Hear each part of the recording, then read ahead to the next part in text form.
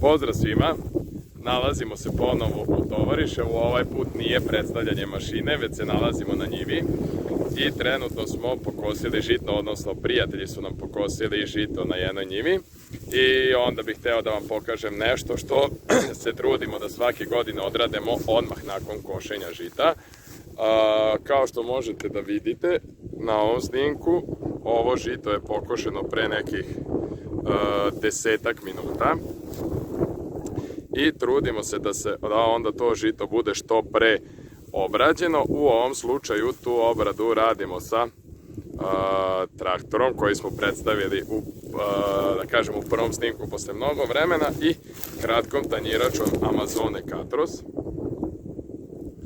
Što se tiče ove tanjirače, s njom se trudimo da svake godine nakon završene žetve, da li je u pitanju žito ili ječam, ječma ove godine nemamo, ali kada je žito u pitanju odradimo obradu, kako bi da kažemo tom obradom zemlje opet sačuvali neku vlagu ili eventualno isprovocirali sve korove koji su ostali u zemljištu da niknu pre jesenje obrade zemljišta i naravno da li će biti setva kukuruza, setva soje na ovoj njivi ili će ponovo biti žito, to ćemo vidjeti, ali se trudimo da obradimo.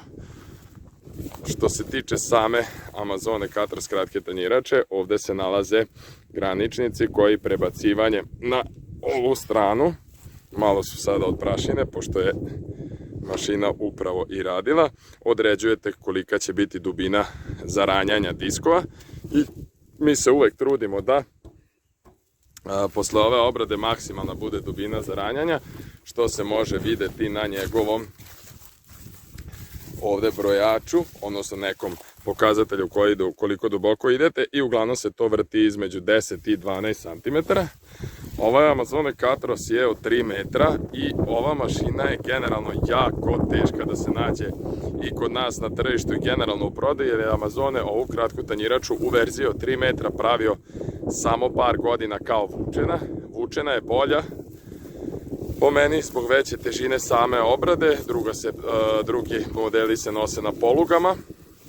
Ova se kači za donju poteznicu koju smo takođe pričali u prošlom videu i samim tim dobijate pritisak polugama, dok se ovde cela mašina pritiska, da kažemo, svojom težinom i svojim tegovima koji su ovde nabačeni kao dodatna oprema. Sa svake strane ima po nekih, znači 2 tega po 40, 80, 8 puta 4, 320 kg. Ovaj snimak možda bude malo lošiji iz razloga zbog samog vetra koji trenutno duva.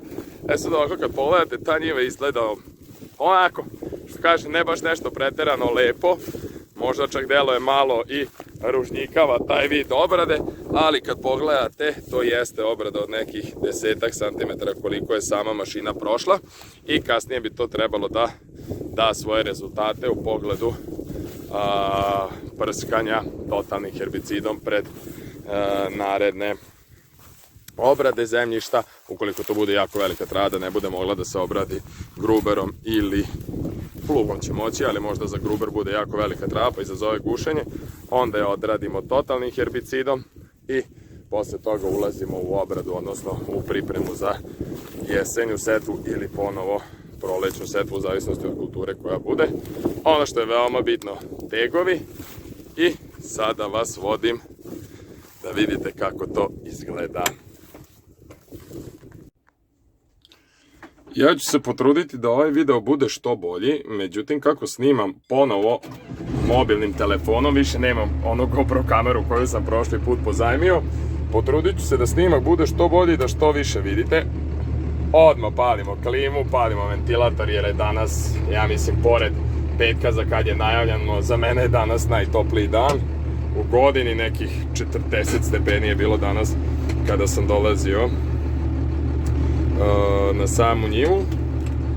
Kao i prošli put što smo objavili, zbog same snage ovog traktora i kako smo naveli da volimo da traktor ima malo više snage nego što je to potrebno, ovaj put radimo u D1, krećemo, što kažemo da je neka od većih brzina, i kasnije zaukavamo traktor u brzinu D2.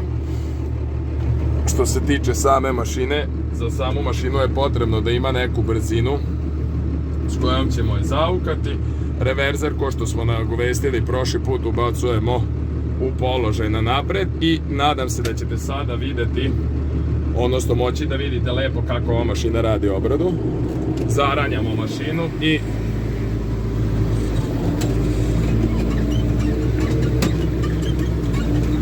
dobijamo određeni.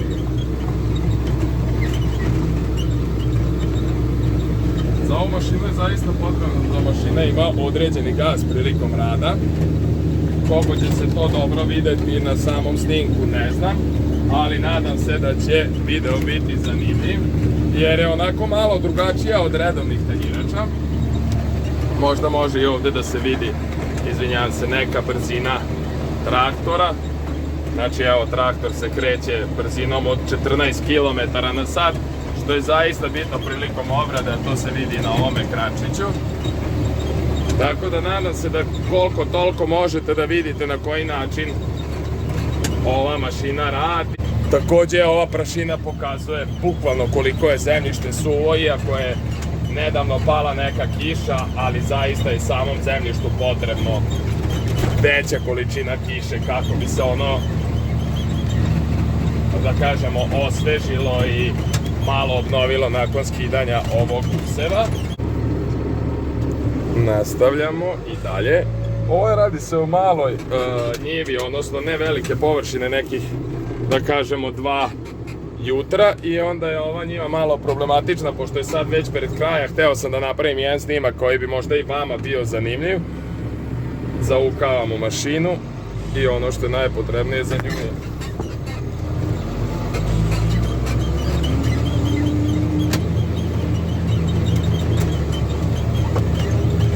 i to je neka brzina, u zavisnosti od samog sunca, odnosno kako sunce udara može da se vidi u staklo, onda možda predstavlja neki problem za snimanje, pa sam pokušao da snimim i u toku jednog i u toku drugog kruga.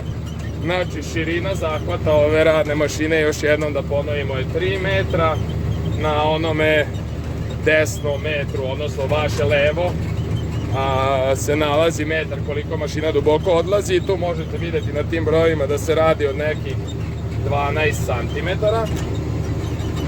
12 cm mašina ulazi duboko, odnosno diskovi zaranjaju 12 cm, i naravno ono što kod te mašine je jedino bitno kod održavanja jesu ti ležaji u diskovima. Međutim, o samom kvalitetu Amazonovih mašina ću isto govoriti u nekom od narednih videa, gde mi ovu mašinu imamo od 2008. godine.